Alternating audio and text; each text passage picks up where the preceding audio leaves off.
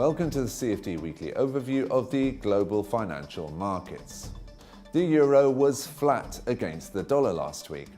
However, the common European currency benefited from a receding dollar, rather than strong economic data from the eurozone. Last week, a volatile British pound was pressured by negative Bank of England projections concerning a no-deal Brexit, as Governor Carney emphasised.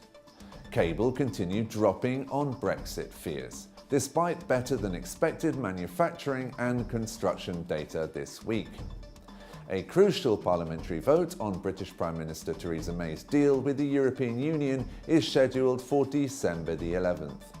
The Japanese yen traded stable to lower against a stronger US dollar, mainly due to the G20 summit and trade fears towards the end of the week. Overall, the US dollar fell last week on easing US-China trade worries. The dollar index fell after US and Chinese Presidents Trump and Jinping promised to halt the introduction of new tariffs for 90 days at the G20 summit in Buenos Aires. Dovish signals from the US Federal Reserve indicated a possible pause in interest rate hikes after a widely expected December increase. The Turkish lira strengthened against the dollar, but paired some gains on Monday and Tuesday, on the prospect of loosening monetary policy due to decelerating inflation. Gold prices rose last week on a slightly weaker dollar, hitting the $1,240 level on Tuesday. US stocks rose last week, but continued their recent volatility, with tech stocks like Apple remaining under pressure.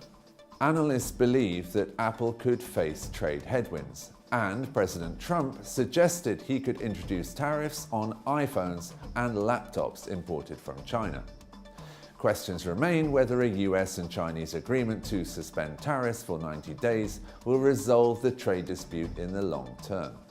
Oil prices rose last week ahead of expected output cuts by OPEC and a mandated reduction in Canadian supply. The Canadian province of Alberta forced producers to cut output by 9% to deal with the pipeline bottleneck that has led to a crude buildup. Russia and Saudi Arabia agreed on the need for production cuts to stabilize markets. OPEC meets on December the 6th to decide to cut crude oil production. You've been watching the CFD Weekly overview of the global financial markets.